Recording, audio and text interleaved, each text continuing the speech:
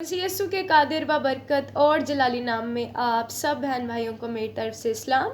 तो last video में मैंने ये कहा था कि मैं जो नेक्स्ट वीडियो बनाऊंगी वो होगी ब्लैक आई रिचुअल पर, लेकिन ऐसा नहीं है क्योंकि मैंने बहुत से वॉचर्स को देखा, बल्कि जो वॉचर्स नहीं बनना चाहते हैं और लोग ये समझ रहे हैं कि ये इल्यूमिनाटी को एक्सपोज करना और एंटी क्राइस्ट को it's just a conspiracy theory के ये जो है बस एक बनी बनाई जो है बातें हैं।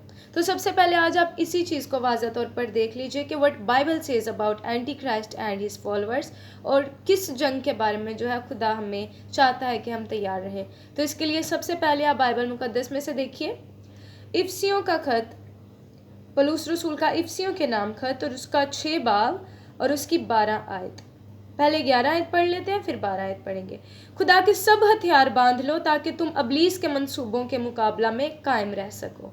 ठीक है, अबलीस के मंसूबों के मुकाबला में कायम रह सको। और 12 आयत है, क्योंकि हमें खून और गोश्त से कुश्ती नहीं करना, बल्कि हुकूमत वालों और इख्तियार वालों और इस दुनिया की तारीकी के हाकिमों और शरारत की उन रूहानी फौजों से जो आसमानी मुकामों में है। आमीन। तो अब आप इस आयत से अंदाज़ा लगा सकते हैं कि जो शरारत की रूहानी फौजों जो आसमानी मुकामों में है और हुकूमत वालों और इख्तियार वालों से क्या यहाँ पर मुराद ली जा रही है, कि क्या उनका कहने का मतलब है। जैसा कि मैंने आपको बताया था कि इल्यूमिनाटीज़ की 13 ब्लड लाइन्स हैं जो इस वक्त पूरी दुनिया को कंट्रोल कर रही हैं।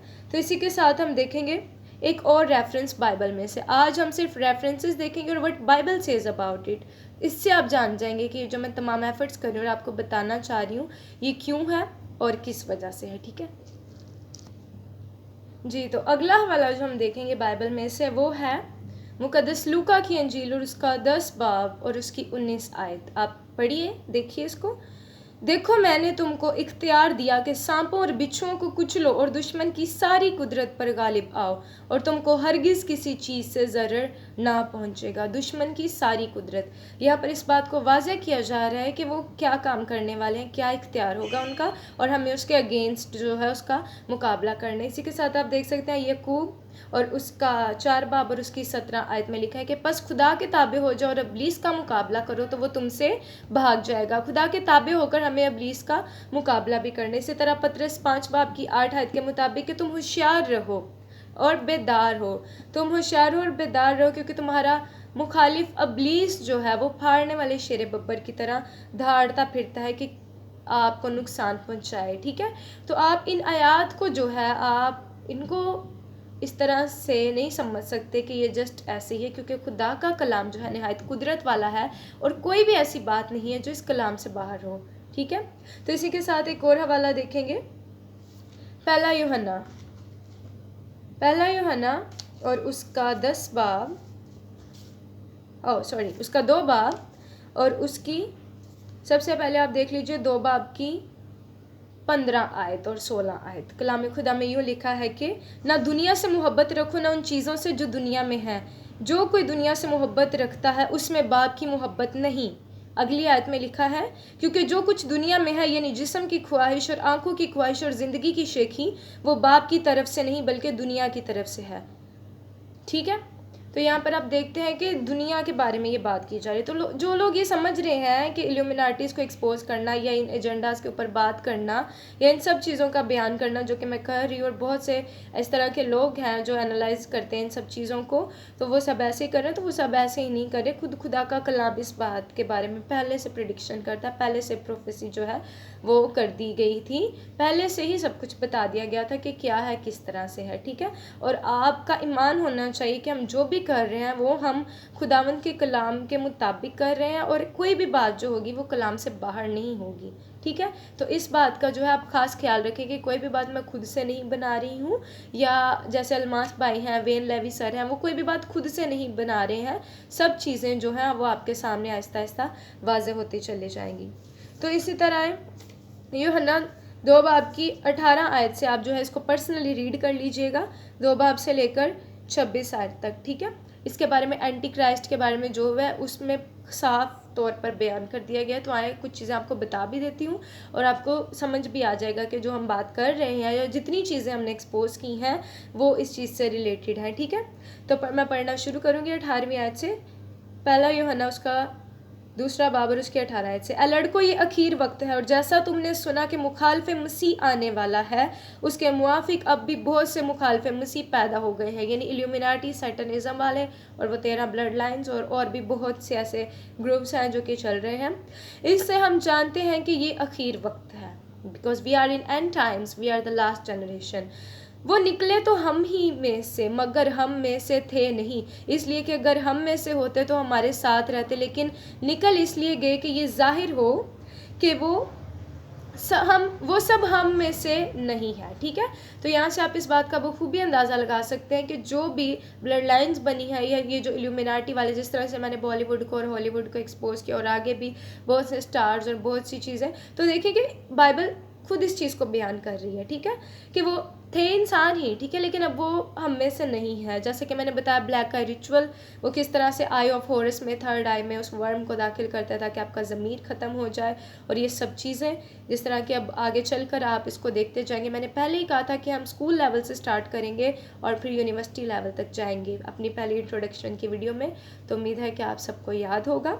तो इसी के साथ जो है अब हम इसको थोड़ा और मज़ीद तौर पर जो है वाज़ा करेंगे। ठीक है, इसके 4 बाब की हम जो है 3 आयत को पढ़ते हैं, क्योंकि टाइम भी शॉर्ट है मेरे पास, I can not make a long video, so watch carefully.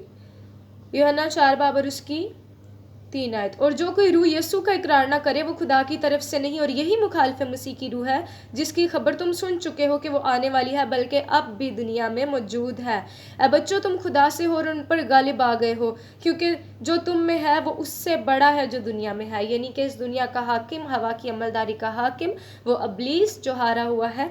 जो हमारा खुदा है वो उससे भी बड़ा है। ये बाइबल इस चीज़ को बयान करते हैं कि तुम उस पर गालिब आ गए हो।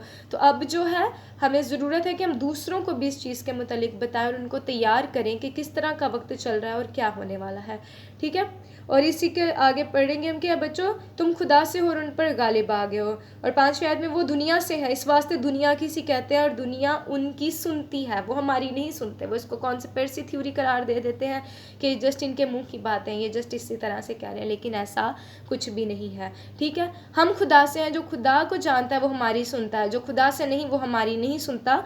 इसी से हम हक की रूह और गुमराही की रूह की पहचान कर लेते हैं। ठीक है, हक की रूह और गुमराही की रूह की पहचान कर लेते हैं, बाइबल सेज अबाउट इट। तो हमें हक की रूह को और गुमराही की रूह को जो है वो पहचानना है, रूह से भी चलना है और अकल से भी चलना है। खुदा का कलाम हम सुनते हैं, अपने दिलों में रखते हैं, और अब हम मजबूत बन चुके हैं। अब हम छोटे बच्चे नहीं रहे हैं कि हमें जो है वो दूध की तरह इसको पिलाया जाए, बल्कि अब हम बड़े हो चुके हैं और मुकम्मल ग़िज़ा के तौर पर इसको ले सकते हैं। एक ठोस ग़िज़ा को हम जो है वो ले सकते हैं और हजम कर सकते हैं। तो इसलिए बेहतर ये है कि आप अपने इर्द गिर्द होने वाली अमवार पर जो है नज़र रखें और देखें कि आखिर ये हो क्या रहा है और किस तरह से हो रहा है। ठीक है, और इसी के साथ मैं आपको एक और चीज़ बताना चाहती हूँ। जी, तो मेरे अजीज़ों, खुदा के कलाम की नाफरमानी जो है पूरी तरह से की जा रही है। नाफरमानी पेरेंट्स की, जब हम इलेक्ट्रॉनिक्स में अपना वक्त बर्बाद करते हैं और माँ बाप से हम ऐसे गले पड़ते हैं और उनकी बात को मानते नहीं हैं, तो क्या ये खुदा के कलाम की नाफरमानी नहीं है? इसके लिए आप हवाला देख सकते हैं खरूज और उसका 20 बाब और उसकी 12 आयत। बेवफाई के लिए आप मरकज़ 10 बाब और उसकी 11 और 12 आयत को देखें कि जब आप हर टाइम सोशल मीडिया पे दूसरे लोगों से बातचीत करते रहते हो, तो अपने जीवन साथी को, जिसको खुदा ने आपको बख्शा, आपको वो अच्छा नहीं लगता, उसकी छोटी छोटी बात आपको दुखती है और आप दूसरों में अपनी खुशी को तलाश करते जाते हैं, जिससे बेवफाई पैदा होती है। तो आगे चल के आप देख सकते हैं मत्ती की इंजील और उसका 10 बाब और उसकी 16 आयत, और अबाउट डार्क वर्ड 10 बाब की 26 से लेकर 28 आयत पे खुदावंद यीशु ने साफ बयान कर दिया था कि क्या होगा और किस तरह से होगा। अगर आप चाहते हैं तो हम इसको एक बार इस पर नज़र डाल लेते हैं। जी, तो मत्ती की इंजील और उसका 10 बाब और उसकी 26 आयत से हम पढ़ेंगे कि बस उनसे ना डरो, क्योंकि कोई चीज़ ढकी नहीं जो खोली ना जाएगी और ना कोई चीज़ छुपी है जो जानी ना जाएगी। आखिर कब तक हमारी माइंड प्रोग्रामिंग करते रहते हैं? आखिर एक ना एक दिन तो खुदा के रूह ने हमें आगाह कर ही दिया और हम इन बातों को जान ही गए हैं। तो जो कुछ मैं तुमसे अंधेरे में कहता हूँ उजाले में कहो, और जो कुछ तुम कान में सुनते हो कोठों पर उसकी मुनादी करो। जो बदन को कत्ल करते हैं और रूह को कत्ल नहीं कर सकते, उनसे ना डरो, बल्कि उससे डरो जो रूह और बदन दोनों को जहन्नुम में हलाक कर सकता है। तो मेरे अजीज़ों, खुदावंद यीशु ने वाज़ेह तौर पर इस बात को बयान कर दिया, और इसी बात में उन्होंने ये भी कहा था कि देखो मैं तुमको भेजता हूँ गोया भेड़ों को भेड़ियों के बीच। ठीक है, बस सांपों की मानिंद होशियार और कबूतरों की मानिंद बेअज़ार बनो। तो अब आप इस चीज़ से बखूबी वाकिफ़ हो चुके होंगे कि खुदावंद यीशु ने जिस रूहानी जंग के बारे में हमें तैयार किया, जिस बात को उन्होंने वाज़ह किया वो क्या थी, और कोई चीज़ ढकी नहीं है जो कि खोली ना जाएगी। जितना आप खुदा के कलाम को पढ़ेंगे उतना आप दुनिया के फ़रेब से वाकिफ़ होते जाएंगे, क्योंकि बार बार बस यीशु कहते थे कि मेरी बादशाही दुनिया की नहीं है, और जो भी खुदा के बेटे को कबूल नहीं करता वो मुखालफ मसीह है। तो अगर आप लोग ये सोचते हैं, समझते हैं कि थ्रू मीडिया या इस तरह से अगर कोई कलाम की बात उसमें ऐड कर दी जाती है तो जी हमारा ही कलाम आगे फैलाया जा रहा है, तो ऐसा नहीं है। कहाँ वो कलाम की बात को बयान कर रहे हैं, उनका कोई मज़हब नहीं है ना, क्योंकि आप सब जानते हैं कि वो शैतान के पुजारी हैं, और बाइबल खुद बयान करती है कि वो थे तो हम में से ही थे, लेकिन निकल कर सामने आ गए क्योंकि उनका सामने आना ज़रूरी था। तो अब जब कि वो सामने आ चुके हैं तो आपका और मेरा ये फ़र्ज़ बनता है कि हम खुदा के कलाम की जो सच्चाई है, इस हकीकत को दूसरों तक बयान करें। बहुत से लोग ये कहते हैं कि हमारा काम खुदा का रूह खुद बताएगा, खुदा का रूह खुद बताएगा, खुदा का रूह खुद बताएगा, लेकिन उसने ये जो ज़ुबान, ये आंखें, ये कान जो आपको सुनने के लिए, देखने के लिए, बोलने के लिए दिए हैं, और दिलेरी के बारे में तमाम आयात और उस रूहानी जंग को लड़ने के लिए आपको तैयार जो वो कर रहा है, वो इसी से मुतल्लिक है। और इसका एक पार्ट 2 भी मैं बनाऊंगी कि why we are against Illuminati, और हम ये काम क्यों कर रहे हैं, वो होगा रेवलेशन में से, क्योंकि आप सब जानते हैं कि मुकाशफा की किताब जो है वो शयातीन के बारे में और एंटी क्राइस्ट के बारे में साफ साफ तौर पर हर चीज़ को बयान करती है। तो इसका जो पार्ट 2 मैं बनाऊंगी वो उसमें आपको और चीज़ें वाज़ेह हो जाएंगी। सो ये तमाम रेफरेंसेस देने का ये मकसद था कि आप जानें कि कुछ भी जो मैं कर रही हूँ या दूसरे लोग इल्यूमिनाटीज़ को एक्सपोज करने के लिए कर रहे हैं, वो खुद से नहीं कर रहे हैं। खुदा का कलाम इस चीज़ को जो है वो हक से बयान करता है कि हमें इनसे किस तरह से बचना है। So stay safe and stay alert. खुदावंद आप सबको बरकत दे, और प्लीज़ ट्राई टू अंडरस्टैंड, समझने की कोशिश करें, अपनी आंखों को खुला रखें और अपने कानों को भी खुला रखें। जो आप सुनते हैं उस पर गौर करें, क्योंकि हम जो है नेक रूहों को और बद रूहों को जो है पहचान सकते हैं। खुदा ने हमें इतनी समझ दे रखी है। सो उम्मीद है कि आप सब ने आज के कलाम के वसीला से ये जितने रेफरेंसेस मैंने आपको दिए, आप इन पर गौर व फिक्र करें, इनको खुद से पढ़ें और खुद से रिसर्च करें, और जैसे आप बाइबल मुकद्दस से मुतारिफ होते जाएंगे वैसे ही आप दुनिया के फ़रेब से भी मुतारिफ होते जाएंगे।